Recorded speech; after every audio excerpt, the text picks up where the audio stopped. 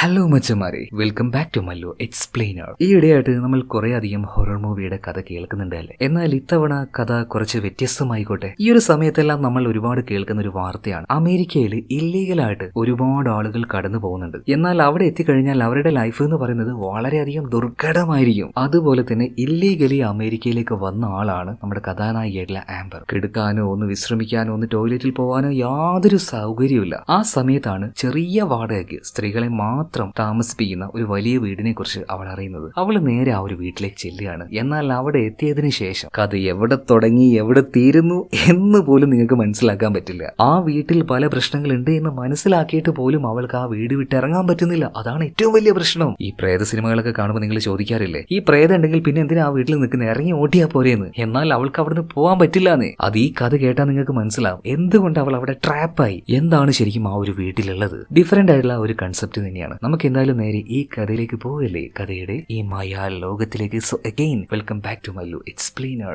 സിനിമയുടെ ആരംഭത്തിൽ തന്നെ ഒരു പഴയ ക്യാമറയിൽ ഷൂട്ട് ചെയ്ത പഴയ വിഷ്വൽസ് കാണിക്കുകയാണ്. ഒരു ആർക്കിയോളജിസ്റ്റ്, ഇയാൾ കാര്യമായിട്ട് എന്തോ ഒന്ന് തേടുന്നുണ്ട്. അപ്പൊ അതിനുവേണ്ടി പഴയ സ്ഥലങ്ങളിലൊക്കെ ഒരുപാട് പോകുന്നത്, പഴയ ഗുഹകളിലൊക്കെ പോവാണ്. അപ്പൊ ആ ഒരു ഗുഹകളിലെ കാഴ്ചകളൊക്കെ കാണിക്കുന്നുണ്ട്. പുരാതനമായിട്ടുള്ള പഴയ വസ്തുക്കൾ, ഒരുപാട് മൃഗങ്ങളുടെ തലയോട്ടി, എന്തിനു പറയണം മനുഷ്യരുടെ തലയോട്ടി വരെ അവിടെ കാണാനുണ്ട്. എന്തായാലും ആ വിഷ്വലിൽ തന്നെ പ്രധാനമായിട്ടും കാണിക്കുന്നത് ഒരു ഗുഹയുടെ ഉള്ളിൽ നിന്നും പൊക്കിക്കൊണ്ടുവരുന്ന ഒരു പെട്ടിയാണ്. ആ പെട്ടി ഗുഹയുടെ ഉള്ളിൽ നിന്നും പുറത്തേക്ക് കൊണ്ടുവരുന്ന സമയത്ത് അതിന് ചുറ്റുമായിട്ട് ചില ചിത്രശലഭങ്ങൾ പാറി പാറി നടക്കുന്നുണ്ട്. ഇവിടെ സീൻ കട്ടായി. പിന്നീട് നോർമൽ ആയിട്ടുള്ള വിഷ്വൽ കാണിക്കുകയാണ്. ഒരു പഴയ വീടാണ്. ആ വീടിന്റെ ഒരു മുറിയുടെ ചുമരിലായിട്ട് ഒരുപാട് ചിത്രശലഭങ്ങളെ ഡിസ്പ്ലേ ചെയ്തു വെച്ചിട്ടുണ്ട്. അതുപോലെ തന്നെ ആ മുറിയിൽ കുറച്ചധികം തലയോട്ടികൾ, അത് നല്ല രീതിയിൽ പോളിഷ് ചെയ്തു വെച്ചിരിക്കുകയാണ്. മാത്രമല്ല വേറെയും ചില പഴയ വസ്തുക്കളൊക്കെ ഉണ്ട്. ഇപ്പൊ അതേ ബിൽഡിങ്ങിൽ തന്നെ മറ്റൊരു മുറിയിൽ ഒരു പെൺകുട്ടിയെ കാണിക്കുകയാണ്. അവളിപ്പോ നിൽക്കുന്നത് അവളുടെ നാട്ടിലല്ല, സ്വന്തം നാട്ടിൽ നിന്ന് നാട് വിട്ട് ഇങ്ങോട്ടേക്ക് പുതിയൊരു ജീവിതത്തിന് വേണ്ടി അവൾ വന്നിരിക്കുകയാണ്. അപ്പൊ അവളുടെ അച്ഛൻ അവളെ തിരിച്ചു വിളിക്കുന്നുണ്ടെങ്കിലും, ഇല്ല അച്ഛ, ഞാൻ ഇനി എന്തായാലും അങ്ങോട്ടേക്ക് തിരിച്ചു വരുന്നില്ല എന്ന് അവൾ വാശി പിടിച്ചിരിക്കുകയാണ്. അവളുടെ അച്ഛൻ പരമാവധി പറയുന്നുണ്ടെങ്കിലും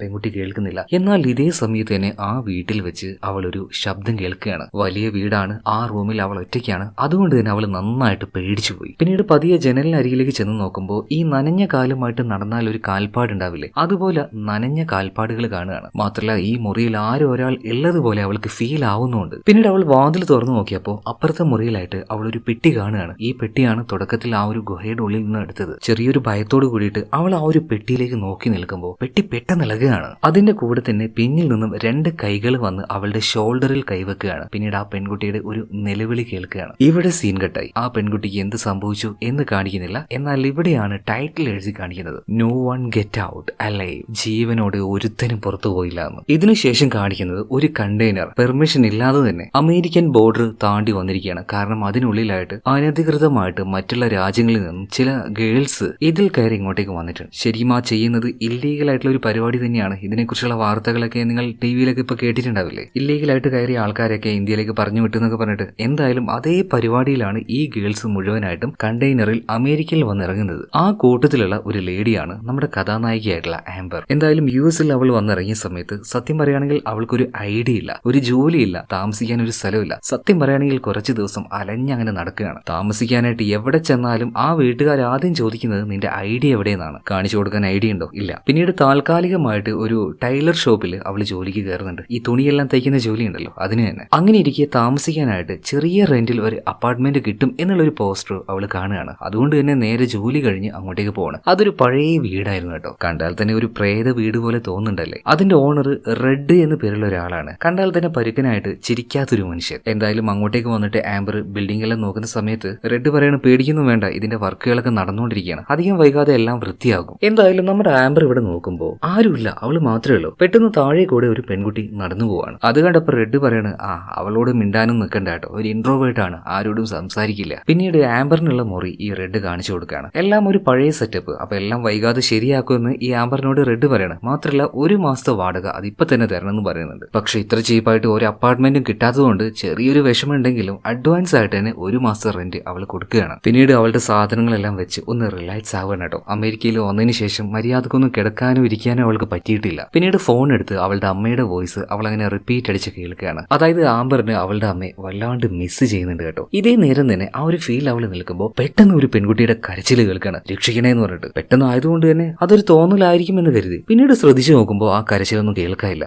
എന്നാ പിന്നെ തോന്നൽ തന്നെയാണ്. എന്നാലും എന്തായിരിക്കും എന്ന് വിചാരിച്ചിട്ട് അവൾ അവൾ ആ ഒരു വാതിൽ തുറന്ന് പുറത്തേക്ക് വന്നിട്ട് മുകളിലേക്ക് നോക്കുമ്പോൾ സ്റ്റെയർ കേസിന്റെ അവിടെ ഇവിടെയൊക്കെ ആയിട്ട് 2-3 ഗേൾസ് നിൽക്കുന്നുണ്ട്. പക്ഷേ ഇതിന്റെ ഓണർ ആയിട്ടുള്ള റെഡ് പറഞ്ഞത് ഇവിടെ ആകെ 2 പേരേ ഉള്ളൂ എന്നാ. അങ്ങനെയാണെങ്കിൽ ആ മുകളിൽ നിൽക്കുന്നത് ആരായിരിക്കും? എന്തായാലും കുറെ നേരമൊന്നും അവള് പുറത്ത് നിന്നില്ല കേട്ടോ. വേഗം റൂമിൽ കയറി നന്നായിട്ടൊന്ന് വിശ്രമിക്കുകയാണ്. രാവിലെ ആയപ്പോൾ തന്നെ ഒന്ന് റെഡി ആയിട്ട് ജോലിക്ക് പോകാൻ നിൽക്കുകയാണ്. അങ്ങനെ ഡോറെല്ലാം ക്ലോസ് ചെയ്ത് പുറത്തേക്ക് വരുന്ന സമയത്ത് ഇന്നലെ അവൾ കണ്ടില്ലേ അധികം സംസാരിക്കാത്ത ഒരു ലേഡി ഫ്രിജ അവളുടെ ദേഹത്ത് അറിയാതെ തട്ടിപ്പോവാണ്. പിന്നീട് ആ സ്ത്രീയോട് ആംബർ സംസാരിക്കാൻ നിൽക്കുന്ന സമയത്ത് യാതൊരു മൈൻഡും ഇല്ലാതെ അവൾ അവിടെ നിന്ന് പോവുകയാണ് കേട്ടോ. റെഡ് പറഞ്ഞതുപോലെ തന്നെ ഇതിനുശേഷം നേരെ ജോലി സ്ഥലത്തേക്ക് പോകുന്നുണ്ട്. അവിടെ കുറേയധികം ലേഡീസ് ജോലി ചെയ്യുന്നുണ്ട്. അവരെയൊക്കെ നോക്കാനായിട്ട് ഒരു മാനേജറുണ്ട്. അറിയാലോ ഇങ്ങനെയുള്ള മാനേജേഴ്സ് ഒക്കെ ഭയങ്കര ദേഷ്യക്കാരായിരിക്കും, എപ്പോഴും ചൂടായിക്കൊണ്ട് തന്നെയാ. എന്നാൽ ആ ഒരു ജോലി സ്ഥലത്ത് വെച്ച് നമ്മുടെ ആംബറിന് ഒരു സുഹൃത്തിനെ കിട്ടുന്നുണ്ട് കേട്ടോ, ജെനിഫറിന് കാര്യം മനസ്സിലായിട്ടുണ്ട്. ആംബർ ഇല്ലീഗൽ ആയിട്ടാണ് ഇങ്ങോട്ടേക്ക് വന്നത്. അപ്പൊ അവളോട് ചോദിക്കുകയാണ് നിനക്ക് ഐഡിയ ആവശ്യമുണ്ടോ? ചോദിക്കേണ്ട താമസം ആംബർ അപ്പൊ തന്നെ പറയണ തീർച്ചയായിട്ടും എനിക്ക് ഐഡിയ വേണമെന്ന് പറയാണ്. അങ്ങനെയാണെങ്കിൽ കുറച്ച് കാശ് ചെലവാക്കേണ്ടി വരും, ഞാൻ നോക്കട്ടെ എന്ന് ആംബർ പറയാണ്. ഇതിനുശേഷം ആംബർ വിളിക്കുന്നത് അമേരിക്കയിൽ നേരത്തെ വന്ന് സെറ്റിൽ ആയിട്ടുള്ള അവളുടെ കസിൻ ആയിട്ടുള്ള ജോയിയാണ്. അപ്പൊ ജോയി വിളിച്ചിട്ട് ഞാൻ അമേരിക്കയിൽ എത്തിയിട്ടുണ്ട്, ഞാൻ അങ്ങോട്ടേക്ക് വരട്ടെ എന്ന് ചോദിച്ചപ്പോൾ ജോയി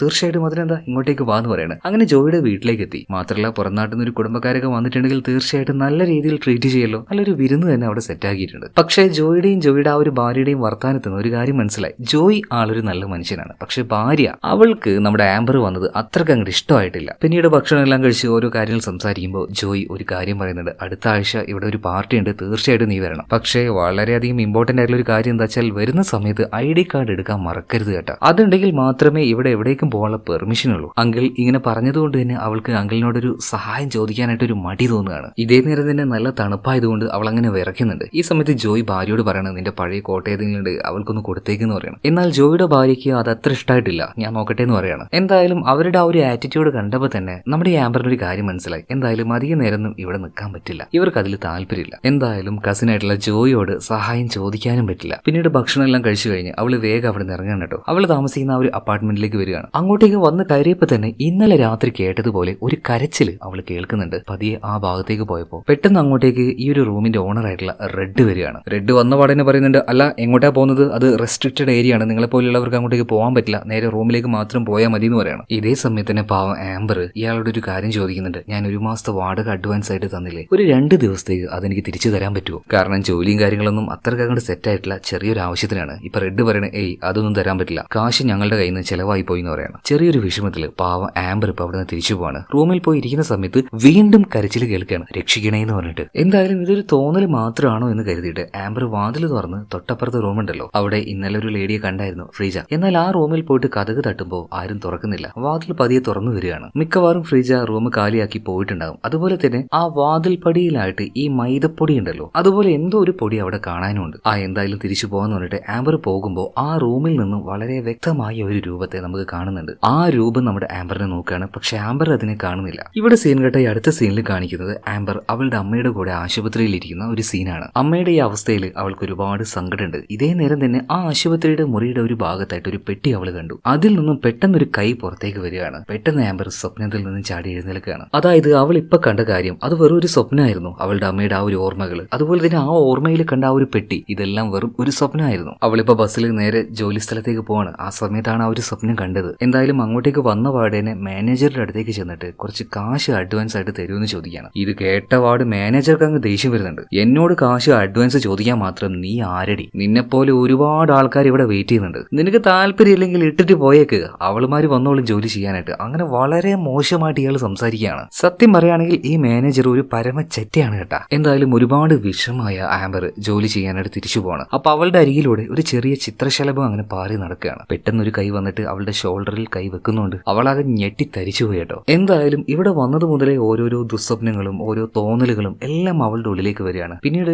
ആ ജോലി സ്ഥലത്ത് വെച്ച് പരിചയപ്പെട്ട കൂട്ടുകാരി ഉണ്ടല്ലോ ജെനിഫറിന്റെ കൂടെ 2 എണ്ണം അടിക്കാനായിട്ട് വൈകുന്നേരം ഒന്ന് ബാറിലേക്ക് പോകുന്നുണ്ട്. അപ്പൊ ഭയങ്കര വിഷമത്തിലിരിക്കുന്ന ആംബറിനെ നോക്കിയിട്ട് ജെനിഫർ ചോദിക്കുന്നുണ്ട്, എന്താണ് കാശൊന്നും റെഡി ആയില്ലേ? ഇപ്പൊ ഭയങ്കര സങ്കടത്തില് ആംബർ പറയണ, ഇല്ലടോ കാശൊന്നും റെഡി ആയിട്ടില്ല, പകുതി കാശിന്റെ കയ്യിലുണ്ട് ഇപ്പോ, പക്ഷെ കുറെ ശ്രമിച്ചിട്ടും അതിന്റെ ബാക്കി ഉണ്ടാക്കാൻ എന്നെ കൊണ്ട് പറ്റുന്നില്ല. ഇപ്പൊ ജെനിഫർ പറയണം, ഓക്കെ എന്തായാലും നീ എന്റെ സുഹൃത്തായി പോയില്ലേ, ഉള്ള കാശ് കൊണ്ടാ എങ്ങനെയെങ്കിലും ഞാൻ നിനക്ക് ഒരു ID കാർഡ് സെറ്റ് ആക്കി തരാം. ഇത് കേട്ടപ്പോ ആംബർ കുറച്ച് ഹാപ്പി ആവാണ് കേട്ടോ. വേഗം തന്നെ അവൾ ആ ഒരു കാശ് ജെനിഫറിന് കൊടുക്കുന്നുണ്ട്. എന്തായാലും ഇതിനുശേഷം അവൾ ആ ഒരു അപ്പാർട്ട്മെന്റിലേക്ക് തിരിച്ചു പോവാണ്. പോയ വാർഡ് തന്നെ ഒരു കാര്യം കണ്ട് ഞെട്ടിപ്പോവാണ്. ഒരു മൊട്ടത്തലയൻ ഒരു വാതിലിന്റെ അരികിലേക്ക് ചെന്നിട്ട് ആ വാതിലിന് ഇയാളുടെ തലയിട്ട് മുട്ടിക്കൊണ്ടിരിക്കുകയാണ്. ആദ്യം ആംബർ വിചാരിച്ചു അതൊരു തോന്നലായിരിക്കുന്നു. എന്ന കണ്ണെല്ലാം തിരുമ്മി നോക്കിയപ്പോൾ അത് തോന്നലൊന്നുമല്ല, ശരിക്കും ആ കാര്യം അവിടെ സംഭവിക്കുന്നുണ്ട്. വിളിക്കുന്നുണ്ട്. വേഗം തന്നെ പിന്നീട് ആംബർ അവളുടെ മുറിയിലേക്ക് പോവാണ്. പിന്നീട് കുറച്ചു നേരം അങ്ങനെ വിശ്രമിക്കുന്ന സമയത്ത് താഴെ നിന്നും ഒരു സംസാരം കേൾക്കുകയാണ്. വാതിൽ തുറന്ന് താഴേക്ക് നോക്കിയപ്പോൾ പുതുതായിട്ട് 2 ലേഡീസ് കൂടെ ഈ അപ്പാർട്ട്മെന്റിലേക്ക് വന്നിട്ടുണ്ട് കേട്ടോ. വേഗം തന്നെ ആംബർ അവരുടെ അടുത്തേക്ക് ചെല്ലുകയാണ്. അവരുമായിട്ട് സംസാരിക്കുകയാണ്, കമ്പനി ആവാൻ നോക്കുകയാണ്. പിന്നീട് ആംബർ പറയുന്നുണ്ട്, ഇത്ര ചെറിയ റെന്റിൽ റൂം കിട്ടിയത് എന്തോ വലിയ ഭാഗ്യമായല്ലേ. ഇപ്പൊ അതിന് മറുപടിയായിട്ട് ബാക്കിയുള്ള 2 ഗേൾസും പറയുന്നത്, റെന്റ് എല്ലാം കുറവാണ്, പക്ഷെ ഇതിന്റെ ഓണർ ആയിട്ടുള്ള ആ റെഡ് ഉണ്ടല്ലോ, അവൻ അടുത്തേക്ക് വരുമ്പോ തന്നെ ഒരുമാതിരി ഒരു പന്തികേട് തോന്നുകയാണ്. എന്താണെന്നറിയില്ല, അവൻ എന്തോ ഒരു ഉടായ്പുണ്ട്. ഇതേ സമയത്ത് തന്നെ കിച്ചണിലേക്ക് റെഡ് വരുന്നുണ്ട്. അപ്പൊ റെഡിനെ കണ്ട പാട് തന്നെ ആംബർ ചോദിക്കുകയാണ്, അല്ല നിങ്ങളല്ലേ പറഞ്ഞത് ഇവിടെ സ്ത്രീകൾ മാത്രമേ ഉള്ളൂ, സ്ത്രീകൾക്ക് മാത്രമേ ഇവിടെ വാടക കൊടുക്കുള്ളൂ എന്നൊക്കെ. എന്നാൽ ഞാൻ കയറി വരുമ്പോൾ തലയെല്ലാം ക്ലീൻ ഷേവ് ചെയ്ത നല്ല ഹൈറ്റും വെയിറ്റുള്ള ഒരാളെ ഞാൻ അവിടെ കണ്ടല്ലോ. ഇപ്പൊ റെഡ് പറയണു, ഓ സോറി കേട്ടോ, അതെന്റെ ചേട്ടനാണ്. ചേട്ടന് ചെറിയ ചെറിയ ആരോഗ്യ പ്രശ്നങ്ങളും മെന്റലി ചില പ്രശ്നങ്ങളൊക്കെ ഉണ്ട്, അതുകൊണ്ട് ചേട്ടൻ ഞാൻ അധികം പുറത്തേക്ക് ഇറക്കാറില്ല, സോറി കേട്ടോ, ക്ഷമിക്കണം എന്ന് പറയണം. കുറച്ചു നേരം കഴിഞ്ഞപ്പോൾ ആംബർ വീണ്ടും ഈ റെഡിനെ കണ്ടൊന്ന് സംസാരിക്കാന്ന് തീരുമാനിക്കുകയാണ്. കാരണം അയാൾ ആ ഒരു കാശ് തന്നു കഴിഞ്ഞാൽ ജെനിഫറിന് അതിന്റെ ബാക്കി കൊടുക്കാലോ, അവൾ കൂടുതലായിട്ട് ബുദ്ധിമുട്ടിക്കാതെ തന്നെ ആ ഒരു ID കാർഡ് തരുമല്ലോ. സോ രണ്ടാമത് ഒന്നുകൂടെ ചോദിക്കാനായിട്ട് ആംബർ ഇപ്പോൾ റെഡിന്റെ റൂമിലേക്ക് ചെല്ലുകയാണ്. എന്നാൽ ആ റൂമിൽ ആരും ഉണ്ടായിരുന്നില്ല. അതുകൊണ്ട് തന്നെ അവൾ ആ ഒരു ചുറ്റും നോക്കുന്ന സമയത്ത് ആ റൂം വളരെയധികം വ്യത്യസ്തമായിരുന്നു കേട്ടോ. പഴയ ഒരുപാടധികം വസ്തുക്കൾ, സിനിമയുടെ ആരംഭത്തിൽ നമ്മൾ കണ്ടതുപോലെ ഈ ചിത്രശലഭങ്ങളൊക്കെ പ്ലേസ് ചെയ്തിട്ടുള്ള ഒരു ബോർഡ്, അതുപോലെ വേറെയും ഒരുപാട് പഴയ വസ്തുക്കൾ കേട്ടാ. കാണുമ്പോൾ തന്നെ സ്ട്രെയിഞ്ച് ആയിട്ട് തോന്നുക. ഇതേ നേരം തന്നെ അവിടെ ഒരു ടേപ്പ് ഓടിക്കൊണ്ടിരിക്കുകയാണ്. അപ്പൊ അതിന്റെ ആ ഒരു ഹെഡ്സെറ്റ് ഇപ്പൊ ആംബർ എടുത്ത് ചെവിയിൽ വെക്കുകയാണ്. അപ്പൊ നോക്കുമ്പോൾ അവൾക്ക് തിരിയാത്ത ഭാഷയിൽ എന്തോ ഒരു മന്ത്രം ഗോ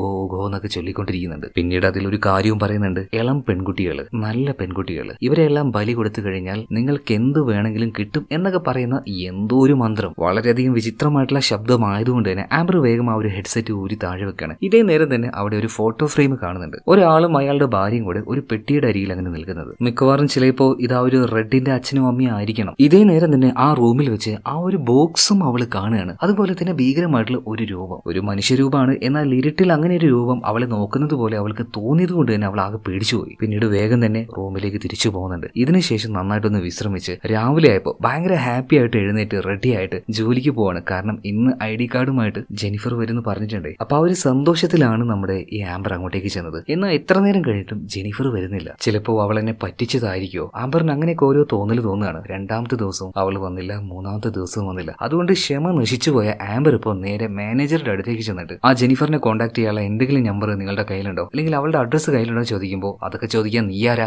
മര്യാദക്ക് പോയി ജോലി ചെയ്യുന്ന പറയാണ്. എന്നാൽ കാശ് പോയതിന്റെ ആ ഒരു സങ്കടത്തിൽ നിൽക്കുന്നതുകൊണ്ട് തന്നെ ആംബർ കുറച്ചധികം ദേഷ്യത്തിൽ മര്യാദക്ക് അവളുടെ അഡ്രസ്സ് തന്നെന്ന് പറയണം. അവളുടെ ആ ഒരു സംസാരത്തിന്റെ ശൈലി മാറിയപ്പോൾ തന്നെ മാനേജർ ആകെ കൂടി അങ്ങോട്ട് പ്രാന്തളകിയിട്ട് നിനക്കിനി ഇവിടെ ജോലിയില്ല, ഇറങ്ങി പൊയ്ക്കോ എന്ന് പറയണം. അങ്ങനെ ആ പാവത്തിന് ആകെ ഉണ്ടായിരുന്ന ആ ജോലി കൂടെ നഷ്ടമാകുകയാണ്. അവളിപ്പോൾ ഭയങ്കരമായിട്ടുള്ള മാനസിക വിഷമത്തിലാണ്. കാരണം ID കാർഡ് ഇല്ലാതെ സമാധാനമായിട്ട് ഇവിടെ ജീവിക്കാൻ കഴിയില്ല. അതുപോലെ ജോലിയും പോയില്ല. അപ്പോൾ ഭയങ്കര സങ്കടത്തിൽ അപ്പാർട്ട്മെന്റിലേക്ക് വന്നിട്ട് കുളിക്കാനായിട്ട് പോവാണ്. അവിടെ കോമൺ ബാത്റൂമേ ഉള്ളൂ. എന്തായാലും കുളിച്ചുകൊണ്ടിരിക്കുന്ന സമയത്ത് വീണ്ടും താഴെ നിന്നും ശബ്ദങ്ങൾ കേൾക്കുകയാണ്, എന്നെ രക്ഷിക്കണേ എന്ന് പറഞ്ഞുകൊണ്ട്. എന്നാൽ പെട്ടെന്ന് തന്നെ ആ ഒരു ശബ്ദം നിൽക്കുകയാണ്. ഇതേ നേരം തന്നെ അവൾ കുളിച്ചുകൊണ്ടിരിക്കുന്ന ആ ഒരു കർട്ടന്റെ അപ്പുറത്തായിട്ട് ആരോ നിൽക്കുന്നത് പോലെ അവൾക്ക് തോന്നി. ആംബർ വേഗം തന്നെ ആ ഒരു കർട്ടൻ മാറ്റി നോക്കുമ്പോൾ അവിടെ ആരും കാണാനില്ല. എന്താ ഇത്, ആകെ കൂടി വല്ലാത്തൊരു അവസ്ഥ. അവൾക്കാകെ പ്രാന്ത് പിടിച്ച് ആ ഒരു ബാത്റൂമിൽ നിന്ന് ഇറങ്ങി ഓടുകയാണ്. അപ്പൊ തന്നെ അവിടേക്ക് റെഡ് വരുന്നുണ്ട്.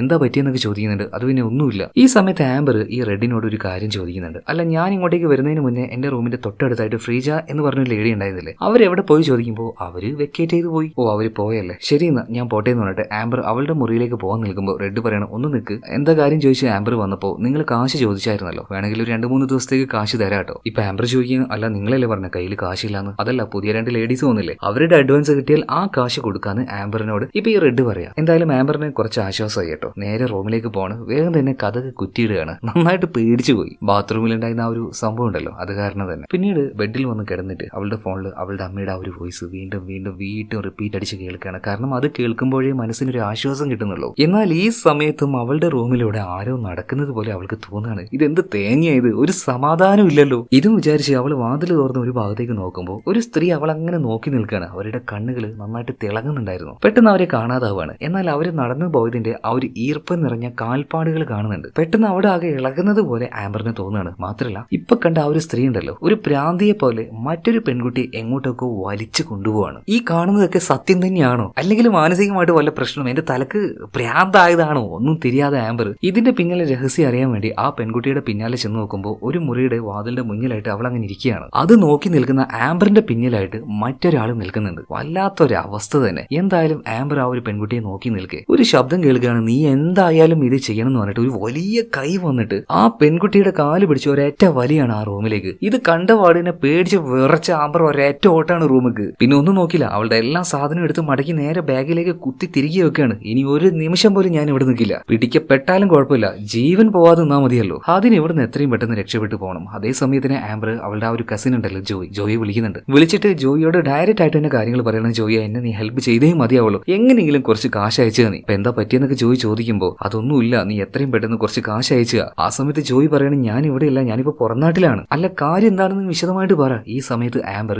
എല്ലാ കാര്യങ്ങളും A to Z വിടാതെ പറഞ്ഞു കൊടുക്കുകയാണ്. ഇല്ലീഗലായിട്ട് വന്ന കാര്യം, ഐഡിയ ഇല്ലാത്ത കാര്യം, അതുപോലെ ഈ വീടിന്റെ പ്രശ്നങ്ങളും എല്ലാം പറഞ്ഞു കൊടുക്കുന്നുണ്ട്. ഇത് കേട്ടപ്പോ ഈ ജോയി ആകെ ഞെട്ടിപ്പോണ്. ആംബറെ, സത്യം പറഞ്ഞാൽ നീ എന്നെ പെടുത്താൻ പോവാണോ? ഞാൻ നിന്നെ ഹെൽപ്പ് ചെയ്താൽ എനിക്ക് നേരെയും കംപ്ലൈന്റ് ഉണ്ടാവും. ഒരു കാര്യം ചെയ്യ്, ഞാൻ എന്തായാലും അങ്ങോട്ടേക്ക് വരാൻ കുറച്ച് ദിവസം എടുക്കും, അതുകൊണ്ട് പരമാവധി ആ ഒരു കുറച്ച് ദിവസം നീ അവിടെ സേഫ് ആയിട്ട് ഇരിക്കുന്നു പറയണം. പക്ഷേ ഈ ജോയി വരുന്നതും കാത്ത് ഇവിടെ നിൽക്കാനുള്ള ധൈര്യം നമ്മുടെ ആംബറിന് ഇല്ലായിരുന്നു. അതുകൊണ്ട് തന്നെ ബാഗും കാര്യങ്ങളൊക്കെ റെഡിയാക്കിയിട്ട് നേരെ റെഡിന്റെ റൂമിലേക്ക് ചെല്ലുകയാണ്. എന്നാൽ റെഡിന് പകരം വാതിൽ തുറന്നത് മറ്റൊരാളായിരുന്നു കേട്ടോ. കണ്ടാൽ തന്നെ പേടിയാവുന്ന ഒരു മൊട്ട, തലയെല്ലാം ക്ലീൻ ഷേവ് ചെയ്ത്, മുഖം കണ്ടാൽ ഭയങ്കരമായിട്ടുള്ള ഗൗരവഭാവം, ആചാനുബാഹുവായിട്ടുള്ള ആ ഒരു മനുഷ്യൻ. ഇയാളിപ്പോ നിനക്ക് എന്താ വേണ്ടതെന്ന് ആംബറിനോട് ചോദിച്ചപ്പോ, നിങ്ങളുടെ ബ്രദർ ഇല്ലേ റെഡ്, അയാൾ എവിടെയെന്ന് ചോദിക്കുകയാണ്. എന്റെ അഡ്വാൻസ് കാശ് തരാന്ന് റെഡ് പറഞ്ഞായിരുന്നു. ഇത് കേട്ടപ്പോ ഈ റെഡിന്റെ ബ്രദർ പറയാണ്, റെഡും ഇല്ല ആരുമില്ല, മര്യാദക്ക് ഇവിടുന്ന് പൊയ്ക്കെന്ന് പറയണം. അവൾ ആകെ പിടിച്ചുപോയി. വേഗം ചെന്ന് അവളുടെ ആ ഒരു ബാഗ് എടുത്ത്, കാശ് വേണ്ട ഒന്നും വേണ്ടെന്ന് പറഞ്ഞിട്ട് അവൾ നേരെ പുറത്തേക്ക് ഇറങ്ങുകയാണ് കേട്ടോ. എന്നാൽ അതിനുശേഷം അവളുടെ ലൈഫ് ഭയങ്കരമായിട്ട് ഒരു ദുരന്തമായിട്ട് മാറുകയാണ്. എവിടെ പോയാലും എല്ലാ ആൾക്കാരും ചോദിക്കുന്നത്, നിനക്ക് ID കാർഡ് ഉണ്ടോ? ID കാർഡ് ഉണ്ടെങ്കിൽ ഇവിടെ താമസിക്കാന്നാണ്. എന്നാൽ ID കാർഡ് ആംബർ എങ്ങനെ കാണിച്ചു കൊടുക്കും? അവൾക്ക് ID കാർഡ് ഇല്ലല്ലോ. പിന്നീട് 2-3 ദിവസം ആ ഒരു തെരുവിലൂടെ അങ്ങനെ അലഞ്ഞ് നടക്കുകയാണ്. എടുക്കാനും ഇരിക്കാനും ഒന്നും ഒരു സ്ഥലമില്ല. അതുകൊണ്ട് തന്നെ നേരെ മെട്രോ ട്രെയിനിൽ പോവാണ്. കുറെ നേരം അങ്ങോട്ട് യാത്ര ചെയ്യും, പിന്നെ തിരിച്ചു വരും. അതിന്റെ ഉള്ളിൽ തന്നെ അവൾ അങ്ങനെ കഴിച്ചു കൂട്ടുകയാണ്. അങ്ങനെ ഇരിക്കും ഒരു ദിവസം അവൾ യാത്ര ചെയ്തുകൊണ്ടിരിക്കുന്ന ആ ട്രെയിനിന്റെ കമ്പാർട്ട്മെന്റ്, അതിൽ അവൾ മാത്രമേ ഉണ്ടായിരുന്നുള്ളൂ. അവൾ ഒറ്റയ്ക്കാണ് ഇപ്പോൾ. പെട്ടെന്ന് ആ കമ്പാർട്ട്മെന്റിലെ ലൈറ്റ് എല്ലാം പതിയെ ഓഫ് ആവാൻ തുടങ്ങുകയാണ്. അതുപോലെ പെട്ടെന്ന് ഒരു ഭാഗത്തെ ലൈറ്റ് മാത്രം കത്തിയിട്ട് അതിന്റെ താഴെ ഒരു പെട്ടി കാണുന്നുണ്ട്. പെട്ടെന്ന് ആ ഒരു പെട്ടിയുടെ ഒരു ഭാഗം തുറന്ന് ഒരു കൈ പതിയെ പുറത്തേക്ക് വരികയാണ്. ഇത് കണ്ടപാട് തന്നെ ഞെട്ടിത്തരിച്ച് ചാടി എഴുന്നേൽക്കാണ് അവളിപ്പോ ട്രെയിനിലല്ല, പകരം ഒരു ചായക്കടയിലാണ്, ഒരു കോഫി ഷോപ്പ്. എന്തായാലും എഴുന്നേറ്റ സമയത്ത് ഒരു കോഫി കൂടെ അവൾ ഓർഡർ ചെയ്യാണ്. കുറെ നേരമായി ചായയും കുടിച്ച് അവൾ ഇങ്ങനെ ഇരിക്കുന്നു. അപ്പൊ അവിടെയുള്ള വെയിട്രസ് വരെ ഇത് കുറെ നേരമല്ലേ ഇവിടെ ഇരിക്കുന്നത്, എണീച്ച് പോകുന്നൊന്നുമില്ലേ. അങ്ങനെ പെറുപുറത്തുകൊണ്ട് ആ ലേഡി അവിടുന്ന് പോവാണ്. ഇപ്പൊ എന്ത് ചെയ്യണമെന്ന് യാതൊരു പിടുത്തവും ഇല്ല ആംബറിന് കേട്ടോ. സത്യം പറഞ്ഞാൽ ഒരു ഗതികെട്ട ലൈഫാണ് ആ ഒരു പെൺകുട്ടിക്ക് ഇപ്പോൾ. ഈ നേരത്ത് താണ്ടി വരുന്ന ഒരു പോലീസുകാരൻ ഇടിവെട്ടിവന്റെ കാലിൽ പാമ്പ് കടിച്ചു എന്നൊരു അവസ്ഥയാണ് കേട്ടോ. ആംബർ പതിയെ ആ ഒരു ചെയറിൽ ചെരിഞ്ഞങ്ങനെ ഇരിക്കുന്നുണ്ട്. പിന്നീട് പതിയെ റെഡിനെ കോൾ ചെയ്യാണ്. പിന്നീട് അവൾ ഇരിക്കുന്ന ആ ഒരു കോഫി ഷോപ്പിലേക്ക് ഒന്ന് വരാൻ പറ്റുമെന്ന് ചോദിക്കുന്നുണ്ട്. അധികം വൈകാതെ റെഡ് അങ്ങോട്ടേക്ക് വരികയാണ്. പിന്നീട് റെഡിനോട് ആംബർ കാര്യങ്ങൾ പറയുന്നുണ്ട്. ഞാനിനി എന്തായാലും അങ്ങോട്ടേക്ക് താമസത്തിന് വരുന്നില്ല, അപ്പൊ ഞാൻ അഡ്വാൻസ് ആയിട്ട് തന്ന ആ ഒരു കാശ് അത് തിരിച്ചു തരാൻ പറ്റുമോ? ഇത് കേട്ടപ്പോൾ റെഡ് പറയണു, ഓഹോ, കാശ് ചോദിക്കാൻ വേണ്ടിയാണോ എന്നെ ഇങ്ങോട്ടേക്ക് വിളിച്ചു വരുത്തിയത്? എന്നാ പിന്നെ നീ എന്റെ കൂടെ ഒന്ന് അങ്ങോട്ടേക്ക് വരേണ്ടി വരും. കാരണം എന്താ വെച്ചാൽ എന്റെ കയ്യിൽ കാശ് ഇപ്പം ഇല്ല. എന്നാൽ അങ്ങോട്ടേക്ക് ഒരു കാരണവശാലും വരില്ല എന്ന് തന്നെ ആംബർ പറയാണ്. അപ്പൊ റെഡ് പറയണ, നീ പേടിക്കൊന്നും വേണ്ട, എനിക്കറിയാം ആ ഒരു വീട്ടിൽ വന്ന് നിൽക്കുന്ന സമയത്ത് പല ശബ്ദങ്ങൾ കേൾക്കുന്നുണ്ട് എന്ന്. എന്നാൽ അതൊക്കെ വെറും തോന്നലാണ്, അത് പഴയ ഒരു വീടാണ്. ഞങ്ങളും അതുപോലെ പല ശബ്ദങ്ങളും കേൾക്കുന്നുണ്ട്, പക്ഷേ ഒരു അഡ്ജസ്റ്റ്മെന്റിൽ അങ്ങനെ നിന്ന് പോകുന്നു മാത്രം. ഇപ്പൊ എന്റെ കൂടെ വരികയാണെങ്കിൽ നിനക്ക് നിന്റെ കാശ് തിരിച്ചു തരാന്ന് പറയണം. അല്ലാതെ കാശ് തരാനായിട്ട് ഒരു വട്ടം കൂടെ വരാനൊന്നും എന്നെ കൊണ്ട് പറ്റില്ല. പിന്നെ അറിയാലോ, എന്റെ ചേട്ടന് അദ്ദേഹത്തിന് തീരെ സുഖമില്ല, അതുകൊണ്ട് അധികം നേരം ഒറ്റയ്ക്ക് ആകാൻ പറ്റില്ല. പിന്നെ വേറൊരു കാര്യം, ആ വീട്ടിൽ നീ കാണുന്ന ആ ഒരു പഴയ വസ്തുക്കൾ അതൊന്നും ഞാനോ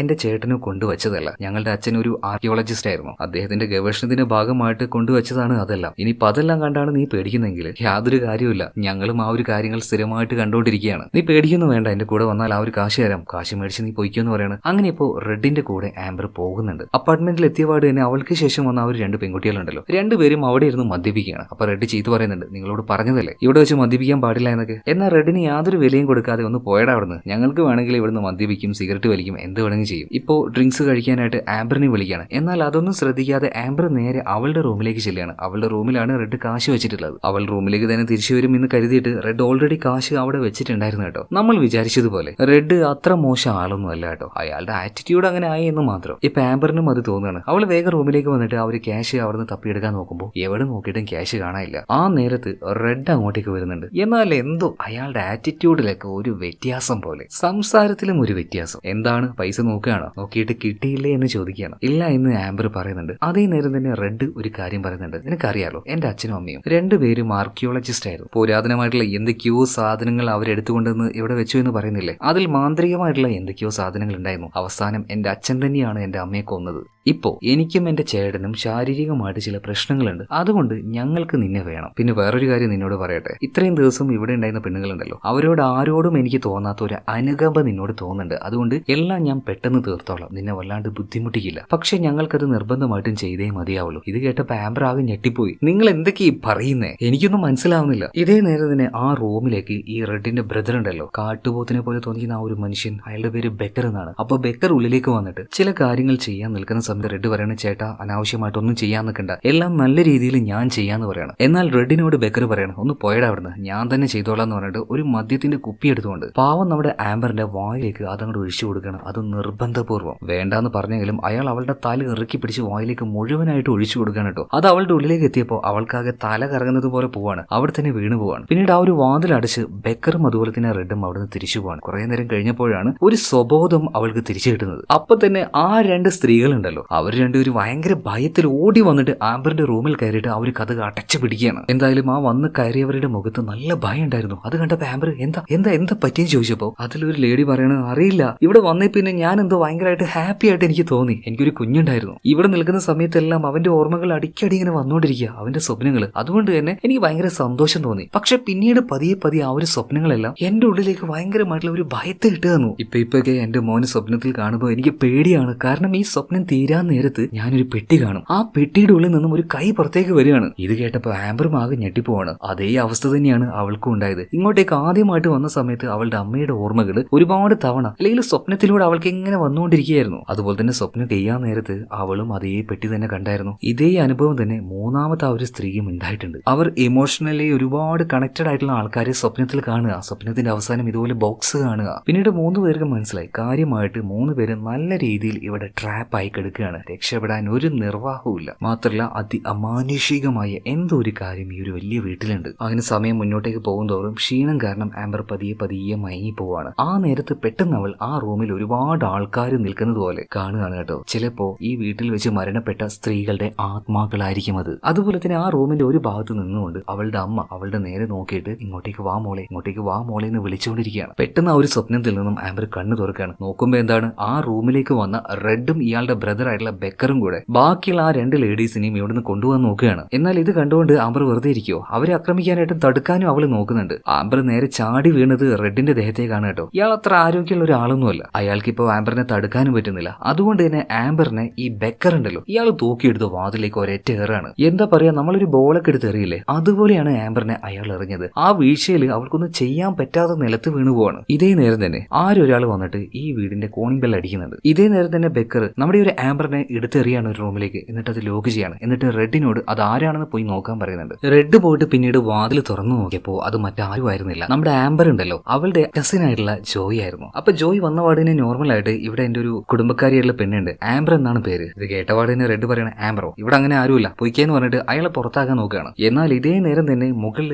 ജനലിലൂടെ നമ്മുടെ ആംബർ താഴെ വന്ന് നിൽക്കുന്ന ജോയിയെ കാണുന്നുണ്ട്. വിളിക്കുന്നുണ്ടെങ്കിലും ജനലുള്ളത് കൊണ്ട് ക്ലോസ് ആയതുകൊണ്ട് ശബ്ദം താഴേക്ക് വരുന്നില്ല. പിന്നീട് ജോയ് അവിടുന്ന് തിരിച്ചു പോകാൻ നിൽക്കുമ്പോൾ ഈ വീടിന്റെ ഉള്ളിലായിട്ട് ആംബറിന്റെ ജാക്കറ്റ് കാണുന്നു. ഹേയ് വാതിലടക്കല്ലേ, അതാ ഞാൻ പറയാം ആംബറിന്റെ ജാക്കറ്റ് എന്ന് പറഞ്ഞിട്ട് ഉള്ളിലേക്ക് കയറാൻ നിൽക്കുമ്പോൾ ഇപ്പൊ ഈ റെഡ് സമ്മതിക്കുന്നില്ല. ഇതേ നേരം തന്നെ ജനൽ തുറന്ന് മുകളിൽ നിന്നും നമ്മുടെ ആംബർ ഉറക്കാൻ ഇപ്പൊ ജോയിയെ വിളിക്കുകയാണ്. ഞാൻ ഇവിടെ ഉണ്ട്, റൂം നമ്പർ ഇതാണ്, വന്ന് രക്ഷിക്കുന്നു പറയാണ്. ഇത് കേട്ടപാട് തന്നെ ഈ ജോയി പോയിട്ട് വാതിൽ തള്ളി തുറക്കുകയാണ്. പിന്നീട് വേഗം തന്നെ മുകളിലേക്ക് ഓടുകയാണ് കേട്ടോ. അതായത് ആംബർ പറഞ്ഞ ആ റൂമിലേക്ക് എത്തിയിട്ട് അവളോട് പറയാണ്, നീ അല്പം മാറിയെന്നോ, ഞാൻ ഇത് ചവിട്ടി പൊളിക്കാൻ പോവാണ്. ആകെ ആ ഒരു രക്ഷപ്പെടാൻ പോവാണല്ലോ. ആ ഒരു സന്തോഷത്തിലെ ആംബർ അവിടെ നിന്ന് വിട്ടു നിൽക്കുകയാണ്. എന്നാൽ പെട്ടെന്ന് തന്നെ പുറത്തു നിന്ന് ചെറിയൊരു കരച്ചിൽ കേൾക്കുകയാണ്. അതുപോലെ തന്നെ ജോയി ആരോ ക്രൂരമായിട്ട് മർദ്ദിക്കുകയാണ്. അധികം വൈകാതെ ഈ വാതിലിനടിയിലൂടെ രക്തം വരുന്നുണ്ട്. ജോയെ മിക്കവാറും ബെക്കർ വന്നിട്ട് കൊന്നിട്ടുണ്ടാവണം. പിന്നീട് നമ്മുടെ ആംബറിനെയും അതുപോലെ തന്നെ ബാക്കിയുള്ള ആ 2 ലേഡീസിനെയും ഇവരൊരു റൂമിൽ കൊണ്ടുവന്നിട്ട് പൂട്ടിയിട്ടു. കുറച്ചു കഴിഞ്ഞപ്പോ ആ 2 പേരെയും ഓരോന്നോരോന്നായിട്ട് ബെക്കർ കെട്ടിയിട്ട് കൊണ്ടുപോവാണ്. ആ സമയത്ത് റെഡ് പറയുന്നുണ്ട്, എടാ എല്ലാം കൂടി ഒരുമിച്ച് ചെയ്യല്ലേ, പതിയെ പതിയെ ചെയ്താ മതി, എന്തിനാ ഈ തിടുക്കെന്ന് ചോദിക്കുന്നുണ്ട്. എന്നാൽ ഇവരെന്ത് ഈ ചെയ്യുന്നേ, അതാണ് മനസ്സിലാവാത്തത്. ഇതേ നേരം തന്നെ നമ്മുടെ ആംബർ കരഞ്ഞു പറയാണ് റെഡിനോട്, ദയവ് ചെയ്ത്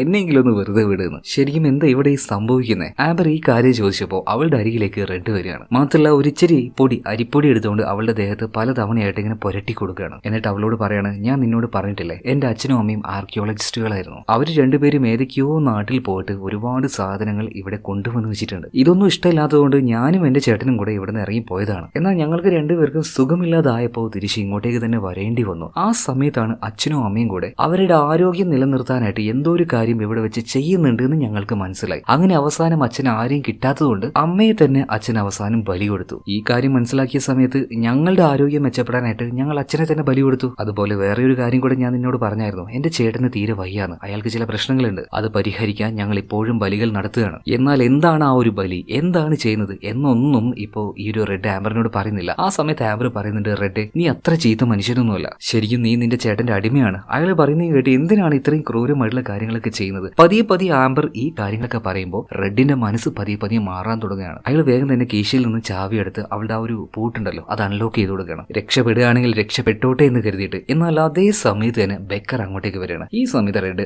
ആംബറിനോട് പറയുന്നുണ്ട്, നിനക്ക് ഭാഗ്യമില്ല പെണ്ണെ. അധികം വൈകാതെ ഈ ഒരു ബെക്കർ വന്നിട്ട് അവളുടെ മുഖത്തെല്ലാം ആകെ ചോര പുരട്ടി കൊടുക്കുകയാണ്. അതിന്റെ കൂടെ തന്നെ ആ അരിപ്പൊടിയും. എന്നിട്ട് അവളെയും തൂക്കിയെടുത്തുകൊണ്ട് നേരെ താഴേക്ക് പോവാണ്. അവൾ കരഞ്ഞ് നിലവിളിക്കുന്നുണ്ട്. എന്നാൽ ഇത് കേട്ടൊന്നും ബെക്കറിന്റെ മനസ്സ് അലിയുന്നില്ല കേട്ടോ. അങ്ങനെ അവളെ കൊണ്ടുപോകുന്ന സമയത്ത് അവിടെ ഒരുപാട് ആത്മാക്കളെ അവൾക്കിപ്പോ നേരിട്ട് കാണാൻ പറ്റുന്നുണ്ട്. അതായത് ഇവര് രണ്ടുപേരും കൂടെ കൊന്നു കൊലവിളിച്ച സ്ത്രീകളുടെ ആത്മാക്കളായിരിക്കും അത്. പിന്നീട് ആംബറിനെ അവിടെ ഉണ്ടായിരുന്ന ബേസ്മെന്റിലേക്ക് കൊണ്ടുപോവാണ്. അവിടെ ഒരു പീഠം ഉണ്ടായിരുന്നു. ആ പീഠത്തിൽ അവളെ കെട്ടിവെക്കുകയാണ്. അതുപോലെ തന്നെ ആ റൂം അതൊരു പ്രത്യേകതരം റൂമാണ്. കുറച്ചപ്പുറത്തായിട്ട് മറ്റൊരു പീഠമുണ്ട്. ആ പീഠത്തിന്റെ മുകളിലായിട്ട് ആ ഒരു ബോക്സ് ഉണ്ട്. അതിന് ചുറ്റുമായിട്ട് ഒരുപാട് മെഴുകുതിരികൾ കത്തിച്ചു വെച്ചിട്ടുണ്ട്. ഇതിനുശേഷം ഈ ബേക്കർ ചെന്നിട്ട് ആ പെട്ടി ഉണ്ടല്ലോ അതിന്റെ ഒരു ഭാഗം തുറന്നിട്ട് ഇയാൾ ആ ഡോറിൽ ലോക്ക് ചെയ്തിട്ട് ഈ റൂമിൽ നിന്ന് പോവുകയാണ്. എന്തിവിടെ സംഭവിക്കുന്നതെന്ന് ആംബറിനൊന്നും മനസ്സിലാവുന്നില്ല. ഭയന്ന് വിറച്ചുകൊണ്ട് അവൾ അങ്ങനെ ചുറ്റും നോക്കുകയാണ്. ഇപ്പൊ ആ ഒരു പെട്ടിയുടെ ഉള്ളിലേക്ക് നോക്കിയപ്പോ അത് വെറും ഒരു പെട്ടിയല്ല, അതെന്തോ വലിയൊരു ടണല് പോലെ മറ്റേതോ ഒരു സ്ഥലത്ത് നിന്ന് വരുന്നത് പോലെയുള്ള ഒരു വഴി പോലെ തോന്നുകയാണ്. ഇപ്പൊ അതിനുള്ളിൽ നിന്നും ചില ചിത്രശലഭങ്ങൾ പുറത്തേക്ക് വരുന്നുണ്ട്. ഓരോ നിമിഷവും കൂടുന്തോറും അവളുടെ ഉള്ളിൽ ഭയം കൂടി വരുന്നുണ്ട്. പെട്ടെന്ന് വാതിൽ തുറന്നുകൊണ്ട് ഒരാൾ അങ്ങോട്ടേക്ക് വരികയാണ്. നോക്കുമ്പോൾ ആരാണ്? അവളുടെ കെസിൻ ഉണ്ടല്ലോ,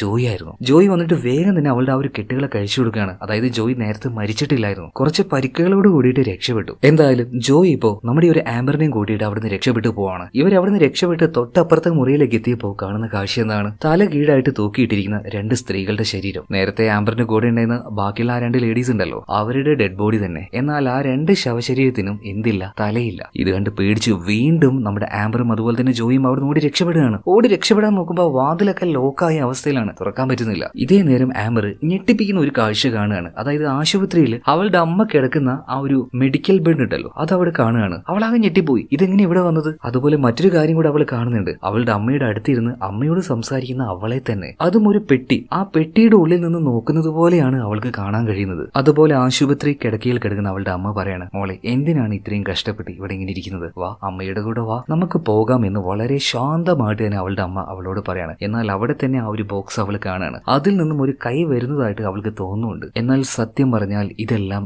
ആംബറിന്റെ സ്വപ്നം മാത്രമാണ്. ഇതൊന്നും റിയൽ ആയിട്ട് നടക്കുന്നതേ അല്ല. അവളുടെ അമ്മ ഓൾറെഡി മരിച്ചു കഴിഞ്ഞു. അവളെ രക്ഷിക്കാൻ വന്ന അവളുടെ കസിൻ ആയിട്ടുള്ള ജോയും നേരത്തെ മരിച്ചു. എന്നാൽ ആംബർ ഇതുപോലെ സ്വപ്നം കാണുന്ന സമയത്ത് റിയൽ ആയിട്ട് ആ ഒരു പെട്ടിയുടെ ഉള്ളിൽ നിന്നും ഒരു കൈ വരികയാണ്. ഒരു സാധാരണ കൈയൊന്നുമല്ല, കൈയാണോ കാലാണോ എന്നൊന്നും തിരിയുന്നില്ല. എന്തായാലും അതിന് നല്ല വലിപ്പമുണ്ട്. പിന്നീട് പതിയെ പതിയെ ആ ഒരു രൂപം പെട്ടിയുടെ ഉള്ളിൽ നിന്ന് പുറത്തേക്ക് വരുന്നുണ്ട്. നോക്കുമ്പോൾ ആദ്യം കണ്ടത് അതിന്റെ കാലുകളാണെന്ന് തോന്നുന്നു. വ്യത്യസ്തമായിട്ടുള്ള ശരീരം, വലിയ തല, അതുപോലെ തന്നെ അതിന്റെ ഉടൽ ഭാഗത്ത് നിന്ന് ചെറിയ രണ്ട് കൈകളുണ്ട്. ആ കൈകളുമായിട്ട് നേരെ ആംബറിന്റെ അടുത്തേക്ക് വരികയാണ്. ആ സമയത്തെല്ലാം അവൾ അങ്ങനെ മയങ്ങിക്കെടുക്കുകയാണ്. അവളുടെ തലയിൽ കൈവച്ച് വയറ്റിനോട് അവളുടെ തല അങ്ങനെ ചേർത്ത് വെക്കുകയാണ്. ഇതേ നേരം തന്നെ ആംബർ ഇപ്പോഴും ആ ഒരു സ്വപ്നത്തിലാണ്. അവളിപ്പോ അമ്മയോട് സംസാരിച്ചുകൊണ്ടിരിക്കുകയാണ്. അവളുടെ അമ്മ വീണ്ടും വീണ്ടും പറയണം, മോളെ ഈ ലോകത്ത് നിന്ന് ഇത്രയും കഷ്ടപ്പെട്ട് എന്തിനെങ്ങനെ നിൽക്കുന്നേ? വാ, അമ്മയുടെ കൂടെ വാ, നമുക്ക് പോകാം എന്നിങ്ങനെ സ്വപ്നത്തിൽ അവളുടെ അമ്മ പറയുന്ന സമയത്ത് ഒരു സമയത്ത് ആംബർ റിയലൈസ് ചെയ്യാണ്. അതായത് ഇതൊരു ട്രാപ്പാണ്. അവളോട് സംസാരിക്കുന്നത് അവളുടെ അമ്മയൊന്നുമല്ല. പെട്ടെന്ന് തന്നെ അവിടെ ഉണ്ടായിരുന്ന കസാര എടുത്ത് അമ്മയ്ക്കിട്ട് ഒരൊറ്റ അടി കൊടുക്കുകയാണ്. അതായത് ആ ഒരു സ്വപ്നത്തിനെ തന്നെ അവൾ ഡിസ്റ്റർബ് ചെയ്യാണ്. ആ ഒരു സ്വപ്നത്തിനെ അവൾ ബ്രേക്ക് ചെയ്യുന്നുണ്ട്. ഇതേ നേരം തന്നെ അവളുടെ തല വിഴുങ്ങാൻ വന്ന ആ ഒരു ജീവി അവളുടെ തല എടുക്കാതെ ആ ഒരു പെട്ടിയിലേക്ക് തിരിച്ചു പോവാണ്. അതായത് ഒരാളെ ആക്രമിച്ച് അയാളുടെ തല എടുക്കാനൊന്നും ഈ ജീവിയെ കൊണ്ട് കഴിയില്ല.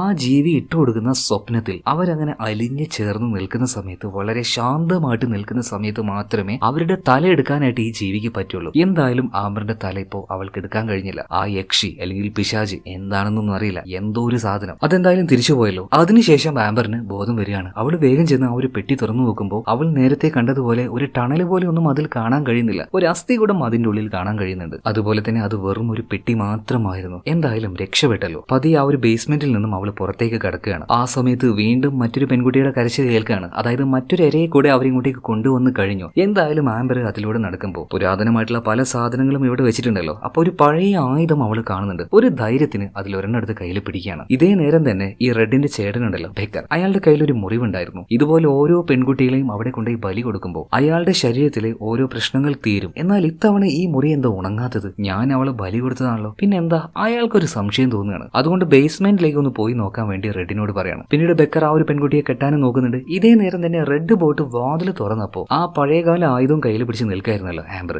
അവൾ അത് വെച്ച് റെഡിനിട്ട് ഒരൊറ്റ അടി കൊടുക്കണം. അടിച്ചടിച്ച് അവനെ നിലത്ത് വീഴുന്നുണ്ട്. പിന്നെ റെഡിനെ കൊണ്ട് എഴുന്നേൽക്കാൻ കഴിയുന്നില്ല. ഇത് കണ്ടപാട് തന്നെ ബെക്കർ ഉണ്ടല്ലോ, ഒരു പെൺകുട്ടിയെ കെട്ടിക്കൊണ്ടിരിക്കുകയെന്നല്ലോ, അവൾ അവിടെ ഇട്ട് നമ്മുടെ ആംബറിനെ പിടിച്ച് ഒരേറ്റ ഏറി കൊടുക്കുകയാണ്. മാത്രമല്ല അവളുടെ കയ്യിൽ ആ ഒരു ആയുധം മേടിക്കുന്നുണ്ട്. അതുപോലെ ആംബർ നിലത്ത് വീണപ്പോ അവളുടെ കാലുണ്ടല്ലോ, ഈ ഞെരിയാണിയുടെ ഭാഗം അവിടെ അയാളുടെ ആ ഒരു ബൂട്ട് വെച്ച് ഒരേറ്റ ചവിട്ടലാണ് കേട്ടോ. ഈ കാട്ടുപോത്ത് പോലത്തെ മനുഷ്യൻ അങ്ങനെ ചവിട്ടിയ വേദന എടുക്കാതിരിക്കുവോ? പാവം നമ്മുടെ ആംബർ കിടന്ന് പെടഞ്ഞുകൊണ്ടിരിക്കുകയാണ്. ഇതേ നേരം തന്നെ ബെക്കർ നേരത്തെ ഒരു പെൺകുട്ടിയെ കെട്ടിക്കൊണ്ടിരിക്കുന്നുണ്ടായിരുന്നില്ലേ, അവള് ഭയം കാരണം ഈ ബെക്കറിനെയും തള്ളിയിട്ട് അവിടുന്ന് ഓടി രക്ഷപ്പെടാൻ നോക്കുമ്പോൾ അവളുടെ പിന്നാലെ ചെന്ന് പുറത്തുനിന്ന് അവളെ പിടിച്ച് സ്റ്റെയർ കേസിന്റെ മുകളിൽ നിന്ന് താഴേക്ക് ഒരു ഏറം കൊടുക്കുകയാണ്. ആ പെൺകുട്ടി അപ്പൊ തന്നെ താഴെ വീണ് മരിച്ചു പോവാണ്. ഇതിനുശേഷം ഉള്ളിലേക്ക് വന്നിട്ട് നമ്മുടെ ആംബറിന്റെ കഴുത്ത് പിടിച്ച് ഞെരിച്ച് കൊല്ലാൻ നോക്കുമ്പോൾ അവളുടെ കയ്യിലുണ്ടായിരുന്ന ഷാർപ്പായിട്ടുള്ള എന്തോ ഒരു വസ്തു അത് വെച്ച് ഇയാളുടെ കഴുത്തിൽ ഒരു വര വരയ്ക്കുകയാണ്. അയാൾ നിലത്ത് വീണുപോയി. പിന്നീട് ഈ ആംബറിന്റെ കയ്യിൽ ഒരു വെപ്പൺ ഉണ്ടായിരുന്നില്ലേ, അത് വെച്ച് പട്ടിയെ തല്ലുന്ന പോലെ തല്ലി തല്ലി കൊന്നുകളയാണ്. ആ മൃഗം അവസാനം ചത്ത് മലക്കുകയാണ് കേട്ടോ. ഇവിടെയൊക്കെ ഭയങ്കര വയലന്റ് ആയിട്ടുള്ള സീനുകളാണ്. പക്ഷെ എന്നെ കൊണ്ട് അത് കാണിക്കാൻ കഴിയില്ല. എന്തായാലും ആകെ തളർന്നു പോയ ആംബർ